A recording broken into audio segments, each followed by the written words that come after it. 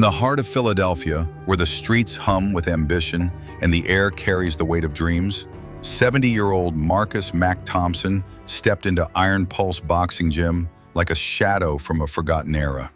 Once a revered trainer who sculpted champions with iron will and unshakable wisdom, Mack was now met with sidelong glances and stifled chuckles from the gym's young blood. When brash up-and-comer Jalen Carter mocked Mack's quiet request for a sparring match, the gym exploded in laughter, phones already recording what they expected to be a viral embarrassment. They didn't see the fire in Mack's eyes that had seen triumphs and tragedies, including the loss of his daughter in a ring accident 2 decades ago. As the laughter echoed, Mack wrapped his hands with the precision of a man who'd once guided fighters to glory. They wanted a show. What they got was a lesson in respect that silenced the room and redefined the gym's legacy. Before we dive back into this epic tale, let me know where you're reading from today. And if this story grabs you, smash that subscribe button. Tomorrow's episode is a game changer you won't want to miss. The late afternoon sun filtered through the grimy windows of Iron Pulse, casting jagged shadows across the cracked concrete floor. Mack Thompson paused at the entrance, his weathered hand clutching a faded duffel bag that had seen better days. At 70, his steps were measured, deliberate, but there was a quiet strength in his posture, a defiance against time. He adjusted his worn jacket, squared his shoulders, and pushed open the creaking door. The gym's pulse hit him like a jab, the sharp thwack of gloves on heavy bags, the grunts of effort, the shouts of trainers and the thumping hip-hop blasting from speakers. Young fighters moved with the swagger of those who owned the space. No one spared Mack a second glance as he shuffled toward the front desk. Behind the counter, Darius Kane, the gym's owner, scrolled through his phone, his gold chain glinting under the fluorescent lights. In his late 40s, Darius had the chiseled build of a former welterweight who'd never let himself go. "You lost, Pops?" he asked, barely looking up, his tone dripping with impatience. "Just here to watch," Mack replied, his voice low but steady, like a man who'd spoken to storms and made them listen. Darius gave him a quick once-over. $15 for spectators. He extended a hand, already dismissing Mack for the next person in line. Mack slid a crumpled bill across the counter and moved to a rickety bench in the corner, setting his bag down with care. His eyes scanned the gym, taking in every detail. The sloppy footwork of a rookie throwing wild punches, the loose chains on a speed bag, the trainers praising flash over substance. He saw a world that had forgotten the fundamentals he'd spent a lifetime mastering. Across the gym, Jalen Carter, known as Blaze to his legion of social media followers, pounded a heavy bag with explosive combinations. At 24, Jalen was Iron Pulse's golden boy, lightning-fast hands, a chiseled physique, and a TikTok following that drew crowds to the gym. He paused to snap a selfie, flexing for his fans. "Yo, check this out," he called to his sparring partner, nodding toward Mack. "Gramps thinking he's Rocky Balboa or something?" The jab sparked laughter among nearby fighters, their chuckles bouncing off the walls. Mack didn't flinch, his gaze fixed on a young woman training alone in the far corner. Sofia Delgado, 25, moved with raw talent but visible frustration. Her punches were sharp, technically sound, but lacked flow, as if she were fighting her own doubts. She reset her stance, threw the same combination again and again, chasing perfection. Sofia was one of the few women at Iron Pulse who trained with the intensity of a pro, her focus cutting through the gym's chaos. Mack watched her, noting the potential in her movements, the spark waiting to be ignited. Hours passed. Fighters came and went, the gym's rhythm pulsing around Mack's quiet presence. He noticed everything. The overhyped techniques, the ignored basics, the way ego overshadowed discipline. As the crowd thinned in the early evening, he stood, stretched his back, and approached the water fountain near Sofia's station. She was still there, hammering the speed bag with fading precision, her rhythm slipping as exhaustion crept in. Mack paused beside her. "May I?" he asked, his voice soft but commanding attention. Sofia glanced up, startled. She'd seen the old man on the bench all day, silent and unassuming. "What?" she asked, unsure. "Your stance," Mack said. "Try widening your base, dropping your left shoulder just a touch." Sofia hesitated, sizing him up. He didn't look like a trainer, not in that threadbare jacket and scuffed sneakers. But something in his calm certainty made her adjust her feet and shoulders, he suggested. She hit the bag again. The rhythm snapped into place, the bag's rebounds crisp and predictable. "Whoa," Sophia said, surprised. "That's better." "Just physics," Mack replied with a faint smile. "Same since the ring was invented." Before Sophia could ask more, a sharp voice cut through. "Yo, old man." It was Darius, striding over, his gold chain swinging. "You don't work here. Don't mess with my fighters or my gear." Mack had adjusted the speed bag's platform, noticing it was misaligned. "My apologies," Mack said, stepping back with a nod. "No harm meant." Darius's eyes narrowed. "You want to train? You pay for it. Want to watch? Stay on that bench. Got it?" "Clear as day," Mack replied, his face unreadable. As Darius walked away, Sophia shot Mack a quick, grateful look before returning to her workout. Her stance, now adjusted. The gym began to empty as closing time neared, the staff wiping down equipment and sweeping floors. Mack approached Darius, who was counting cash at the desk. "Mind if I help clean up?" Darius shrugged, assuming Mack was just a lonely old man looking for purpose. "Knock yourself out." Mack moved through the gym with care, wiping down bags and ropes with the reverence of a craftsman tending his tools. When the floor cleared, he slipped to a quiet corner, set down his bag, and began to shadowbox. The transformation was electric. The slow, deliberate steps of an elderly man gave way to fluid, precise movements. His hands traced intricate patterns, his footwork tight and economical. Every motion was a testament to decades of mastery, distilled into pure, unadulterated boxing. A teenage girl waiting for her brother noticed first, her eyes widening as she watched Mack move like a ghost from a bygone era. She stood mesmerized until her brother called her away, breaking the spell. As the last lights dimmed, Mack gathered his bag and paused by Darius's office. "Ever let an old-timer step in for a round or two?" he asked quietly. Darius looked up, then laughed, calling out, "Yo, Jalen. Pops here wants to know if he can get in the ring." Jalen, zipping up his gym bag, turned with a grin that morphed into disbelief. "For real? Like you actually want to spar?"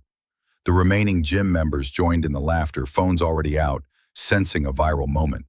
Mack just smiled faintly, nodded goodnight, and stepped into the chilly Philadelphia evening.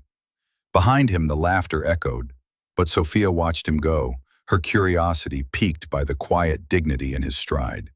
The next morning, Mack returned, paid his spectator fee, and reclaimed his bench. The routine continued for days, watching, cleaning, ignored by most, mocked by some. Jalen, however, found a new game.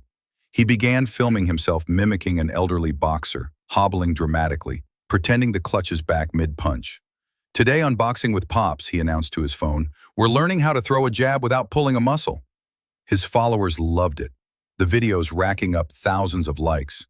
Mack remained stone-faced, his eyes betraying nothing. But Sophia noticed him. She'd implemented his stance adjustment, her speed bag work now smoother, more controlled. In quiet moments, when the gym emptied, she watched Mack's solo shadowboxing sessions from a distance, marveling at his precision. One evening she approached him. "That stance tip you gave me," she said, "it worked. Can you look at my jab? Coach Rico says I'm dropping my guard." Mack glanced around to ensure Darius wasn't nearby. "Show me." Sophia threw a jab at half speed. Mack studied her, then demonstrated a subtle wrist adjustment and a shift in weight distribution. "Don't force it," he said. "Let your body's momentum carry the punch." Sophia tried again, the jab snapping out faster, cleaner. "Where'd you learn this stuff?" she asked. "Around," Mack said. Then, seeing her genuine curiosity, added, "Boxing's been the same for 100 years. People just forget the basics." Over the next week, their exchanges became a quiet routine. Sophia would train, then ask Mack a specific question. His answers were always practical, transformative. During one conversation, he told her, "Don't fight for their cheers. Fight so they can't look away." The words stuck with Sophia, fueling her next sparring session against Kiara, a ranked fighter from a rival gym. Normally, Sophia faded by the third round, but this time she used Mack's defensive drills, subtle head slips, precise footwork, perfectly timed counters. She not only lasted the full session, but landed a crisp combination in the final round. Rico Torres, the head coach and Darius's longtime friend, watched with growing interest. At 50, Rico had seen enough boxing to know something had shifted. His gaze drifted to Mack, sitting quietly in his corner, his focus on Sofia's performance. "Good work today," Rico told Sofia afterward, loud enough for Mack to hear. "Something's different, keep it up." Jalen, filming a day-in-the-life video, overheard and frowned. Later, as Sofia packed her gear, he approached. "So, you went the distance with Kiara," he said, a mix of respect and suspicion in his tone. "Where'd that come from?" "Just training harder," Sofia replied, shrugging. Yeah, or maybe taking tips from the janitor, Jalen said, nodding toward Mack. "What's it to you?" Sofia shot back. Nothing. Just saying, learn from winners. Not some old dude who probably got his moves from YouTube tutorials. Sofia's grip tightened on her bag. "You don't know him." And you do? Jalen laughed. What, he's secretly Sugar Ray's coach? Come on. Sofia stepped closer, her voice sharp. At least he's not wasting half his time posing for selfies. Jalen smirked but pressed forward. Watch it, Sofia. Darius has big plans for this gym and they don't include charity cases or retirement home rejects. Sofia's fist clenched, but Mack's calm voice cut through. "Not worth it," he said from a few feet away, his eyes steady. "Save it for the ring." Jalen backed off, still grinning, but Sofia saw a flicker of doubt in his eyes. That evening, Rico approached Mack for the first time. "You boxed before?" He asked bluntly. "Some. Professional. Long ago." Mack replied. Rico studied him. "You've been helping Sofia." It wasn't a question, but Mack nodded. "Small things. She's got talent." "She does." Rico agreed. "But talent needs guidance. I handle training here, but Darius runs the show. You want to work with her officially, we can talk." Before Mack could respond, Darius's voice boomed. "Rico, office, now." Rico sighed. "Think about it." He told Mack, then walked away. The next day, Sofia arrived to find Jalen tampering with her hand wraps, soaking them in water and hiding them behind a heavy bag. A petty prank to throw off her training. Mack, helping fix a broken locker, saw it all. As Jalen turned to leave, Mack stepped into his path. "Problem?" Jalen asked, his cocky smile in place. "Seems like it," Mack said calmly. "Those aren't yours." Jalen's grin widened. "What, you gonna lecture me, Pops?" The gym was filling up, eyes turning to the standoff. Sofia walked in, sensing the tension. "You got a lot of energy," Mack said. "Why not use it in the ring?" The gym fell silent. Jalen's eyebrows shot up. "You challenging me?" he asked, half laughing. Mack nodded. 3 rounds, just to see if I still got it." Darius emerged from his office, drawn by the hush. "What's this?" he demanded. Jalen grinned. "Pops wants to spar with me." "For real?" Darius looked between them, then laughed. "All right, let's make it happen. This Friday, we'll stream it live. Might go viral when Jalen sends you back to the nursing home." The gym buzzed with excitement, phones already recording. Sofia pushed through to Mack. "Are you nuts?" she whispered. "He's half your age and in his prime." Mack's eyes stayed on Jalen, who was already hyping the crowd. "Age is just a number," he said. "Pride's a whole different beast." Rico watched from his office, troubled. He pulled an old box from under his desk, filled with boxing magazines from the 80s and 90s. Flipping through them, he stopped at a 1985 cover featuring a young champion, Leon "Thunder" Hayes, with a familiar figure in the background. Marcus Thompson, intense and commanding. The headline read, "The mastermind behind the champ, Marcus Mack Thompson." Rico's hands shook. If this was the same Mack, they had a legend in their gym, one who'd vanished after tragedy struck. In 3 days, he'd faced Jalen Carter in front of a live audience. Word of the sparring match spread like wildfire across Philadelphia's boxing scene. Jalen's social media exploded, his followers hyping the "old man versus young gun" narrative. Most expected a comedy, but a few older trainers whispered about Mack's past. Lena Brooks, a 30-year-old sports journalist digging into Philly's boxing history, caught wind of the story. She found the same 1985 magazine Rico had, her instincts telling her this was bigger than a gym stunt. She began cross-referencing archives, piecing together Mack's legacy. The gym's atmosphere shifted. Most rallied behind Jalen, betting on a quick knockout, but Sofia and a few others watched Mack with growing respect. The morning after the challenge, Sofia cornered him. Why do this? You don't need to prove anything to them. Mack wrapped his hands, his movements precise. Sometimes silence screams too loud, he said. Sometimes you gotta remind the world what it forgot. What did it forget about you? Sophia pressed. Mack pulled a faded photo from his bag, a younger him with two fighters. One was Leon Hayes, the other a young woman with Mack's eyes. Leon Thunder Hayes, Mack said, pointing. Undefeated when this was taken. 30 wins, 25 by knockout. Sophia's eyes widened. You trained Thunder Hayes? For 10 years, Mack confirmed, from his first pro fight to his last. And her? Sophia asked, pointing to the woman. Mack's face softened, pain flickering. My daughter, Elena. Before Sophia could ask more, Jalen's crew stormed in, music blaring. Jalen strutted, wearing a shirt with a cartoon of an old man knocked out, captioned, Retirement KO. 3 days, Pops, he called, playing to his phones. Hope your walker's ready. Mack tucked the photo away, ignoring him, but Sophia's glare could have burned through steel. That afternoon, Rico approached Mack, magazine in hand. It's you, isn't it? Marcus Thompson, the genius behind Thunder Hayes and 5 other champs. Mack glanced at the cover. That life died with my girl. What happened? Rico asked. You were king of the hill, then gone. Some wounds don't heal by staying, Mack said, his tone final.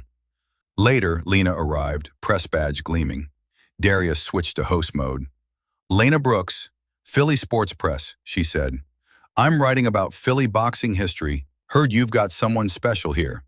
Darius puffed up. You mean Jalen, our star? Got brands lining up. I meant Marcus Thompson, Lena cut in.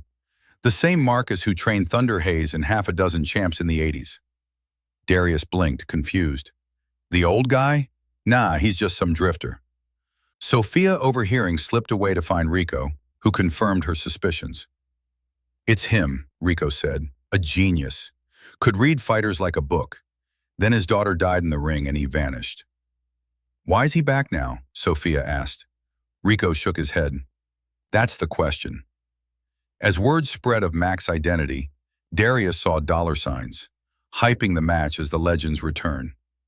Jalen's bravado wavered after Lena shared old footage of Thunder Hayes. He trained harder, his showboating subdued. One of his friends caught him studying Mack's shadowboxing on a sneaky phone video.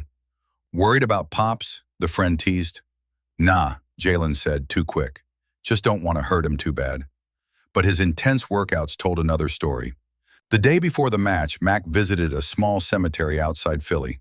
The headstone read, Elena Thompson, beloved daughter, 1973-1999. He laid down tiny boxing gloves in the photo Sophia had seen. Tomorrow's not about winning, sweetheart, he said. It's about who we were. That evening, Iron Pulse was unrecognizable. Professional lights, camera crews, Darius giving interviews, claiming he'd discovered Mack. Sophia found Mack in the locker room. They're making this a circus, she said, disgusted. Circuses need performers, Mack replied, a glint in his eye. How's your jab? Sophia grinned, despite herself. Crisp, landed it clean yesterday. Good, Mack said. Fight for you, not them. Your story's just starting. His tone carried a weight that unsettled her like a farewell. Jalen entered, alone, no cameras. Can we talk? He asked Mack. Sophia hesitated, but Mack nodded her out. Alone, Jalen's bravado cracked. I saw Thunder Hayes' fights. That was you? Mack nodded. Then why this? Jalen gestured at Mack's worn gear. You could be raking in cash as a trainer. Money doesn't fix everything, Mack said. Respect's earned in the ring, not online. Jalen shifted. About tomorrow, all that trash talk. It's just hype, no disrespect. Mack's gaze was steady. Respect's proven in there, he said, nodding toward the ring. Jalen left, his confidence shaken. Friday arrived with a media frenzy.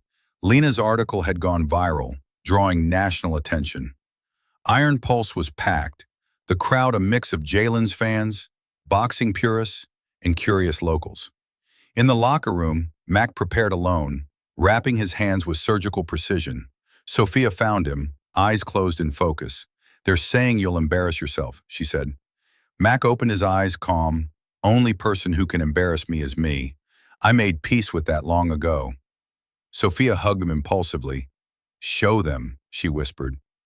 As Mack stepped to the ring, the crowd's laughter faded into something deeper. He carried himself with a dignity that demanded attention.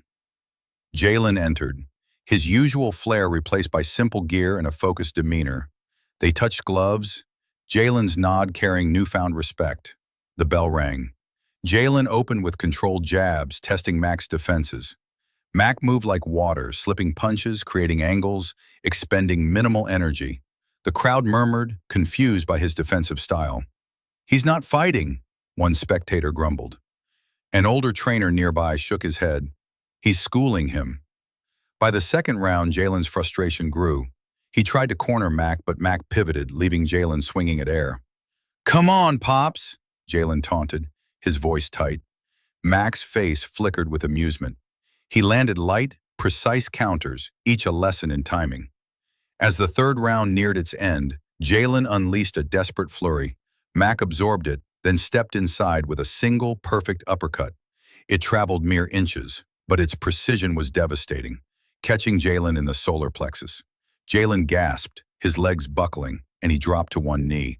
The gym went silent, phones lowering in shock.